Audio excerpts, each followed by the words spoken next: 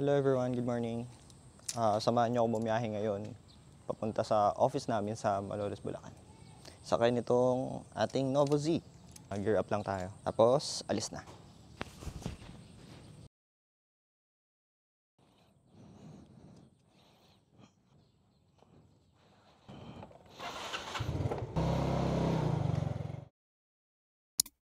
Paggas muna tayo. May paggas tayo dito sa Cleantech. Ate full tank na automatic yung 92. Let's compute natin yung fuel consumption natin mamaya. Full tank tayo mula Arayat hanggang Malolos, no? Tingnan natin. Balikan. Thank you, ate. Hi! Hi! Shhh. Cute! So, full tank tayong alis dito sa sa Arayat. 62,482 na ating current mileage, full tank.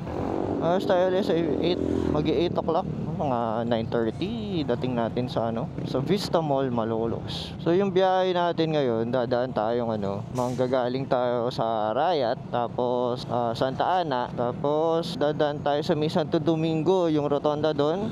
Okay, and then pupunta tayo sa San Simon. And from there, magma-MacArthur Highway na tayo. So San Simon, Kapalit, then Kalumpit. Tapos next na nun is sa Malolos. Long ride siya, bayan-bayan. One way nun 35. Sana tuloy-tuloy yung magandang panahon.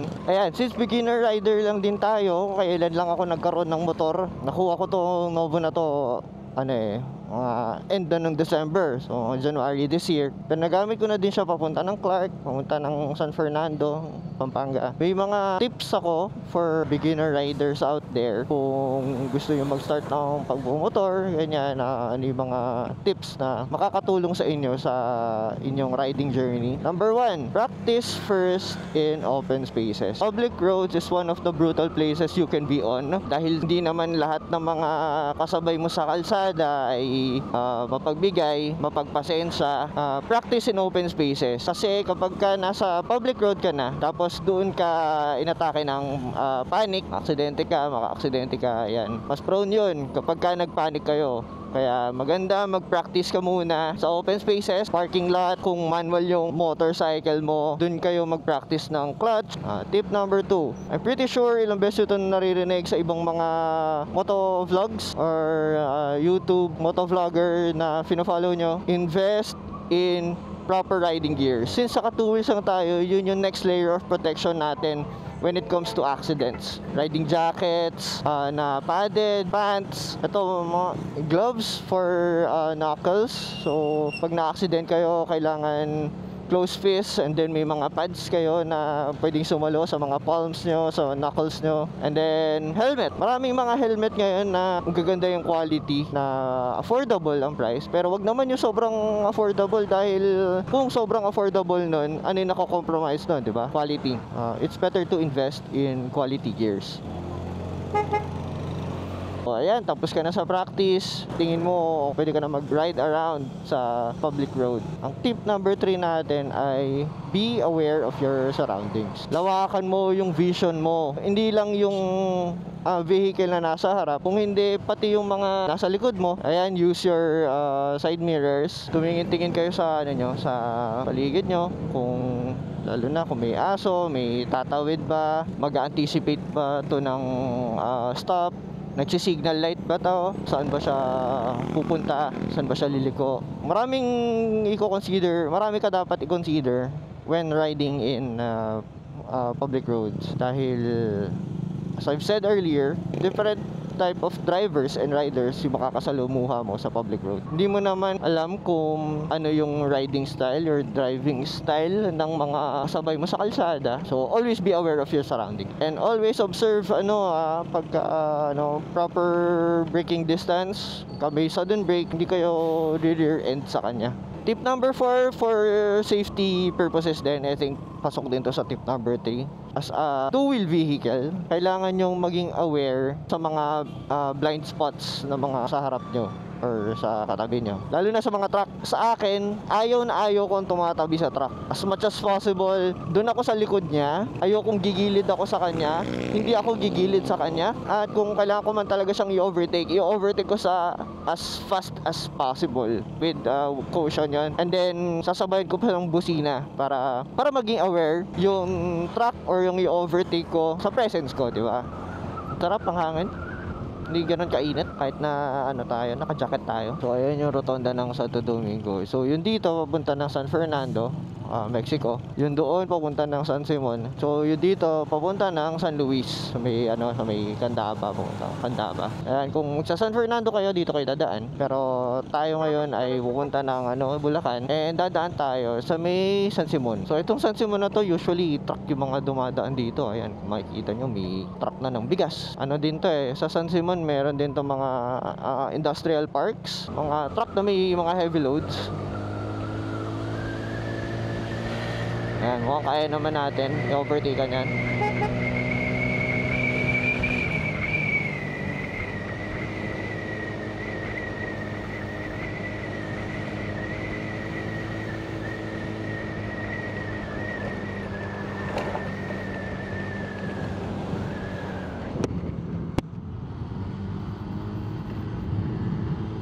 Visor down muna tayo.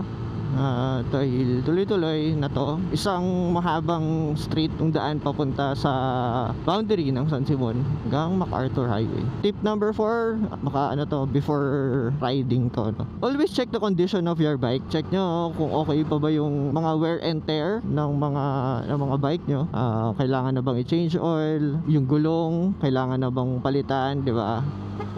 Maupod na ba yung gulong, i-check nyo din yung brakes, signal lights and headlight, brake light kung okay din, working pa din sila. Kung maganda yung condition ng bike nyo, syempre less aberya yan sa biyahe nyo. And syempre kung okay yung condition ng bike nyo, confident kayong mag-ride. Since trucks nga yung mga dumadaan dito, expect na babagal yung flow ng traffic, and then habaan nyo rin yung pasensya nyo sa daan. Okay, tingnan nyo, dalawang dump truck. Distansya muna tayong konti, paunahin na natin yung mga nagmamadali. Oy, napakaganda nga talaga nung panahon ngayon. Buti na lang nagdala ako ng motor. Tingnan natin kung makaka-overtake tayo. Okay, next. At dahil na-mention ko na kanina na maganda yung panahon, syempre wag tayong pakampante. So, ang tip number 5 natin ay invest in rain gears. Mura lang yan sa Orange app. Mag-invest na kayo na rain gear. Dahil 2 wheels lang tayo, wala naman tayong bubong. Be ready na lang sa masamang panahon.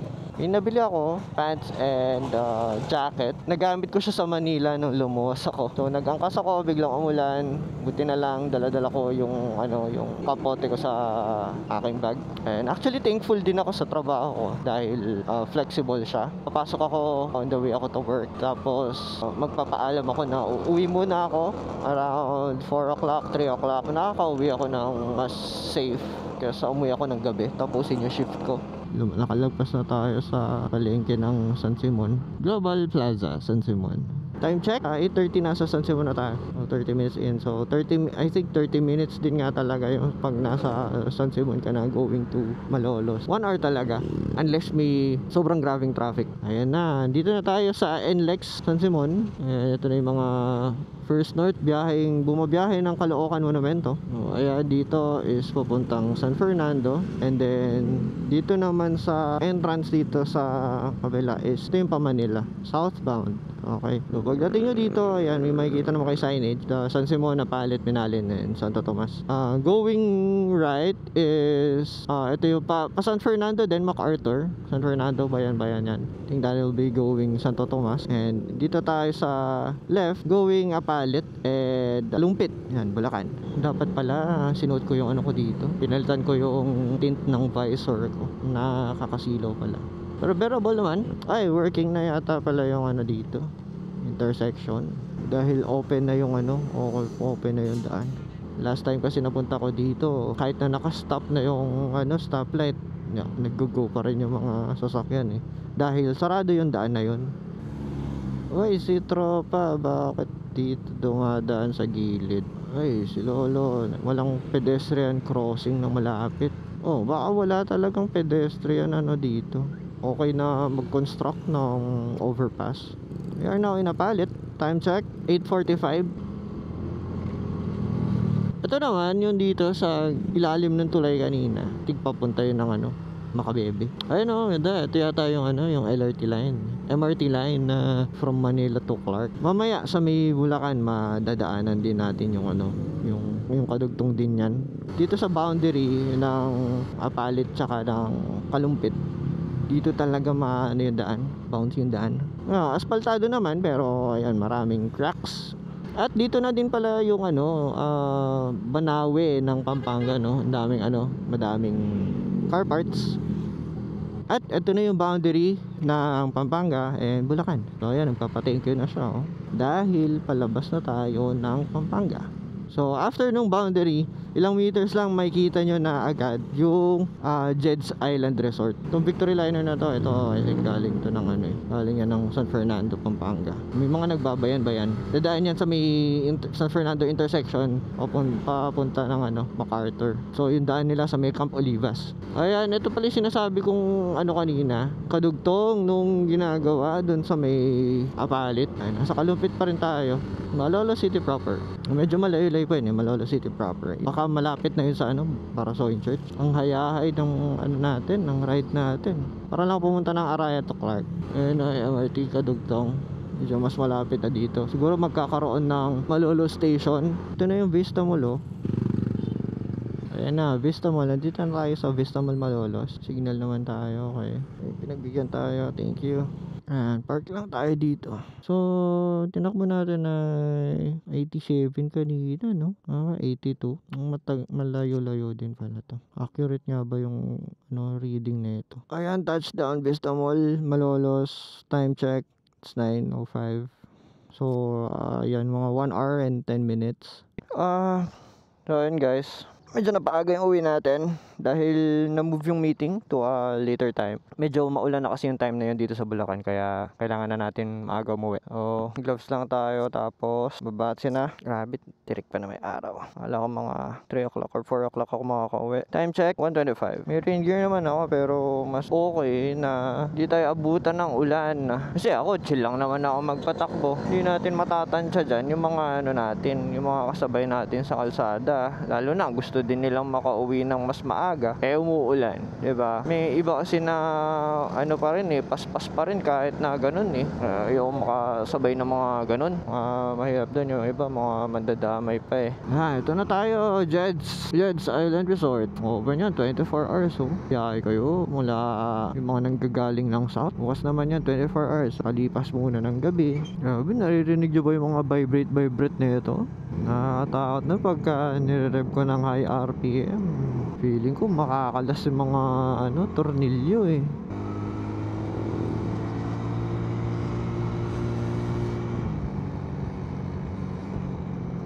Okay, nandito na tayo sa San Simon ulit. Time check, 2 o'clock. Halos 30 minutes na din pala tayo bumabiyahe.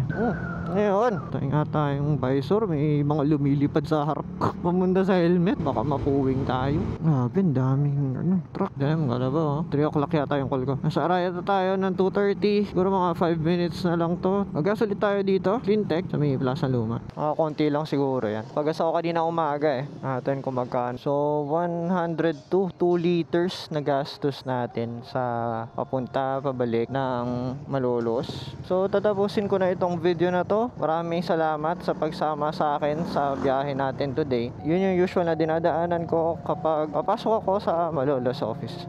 Sana marami din kayo natutunan na tips. Or kung meron kayo ibang tips para malaman ko, comment down below. Thank you everyone and ride safe.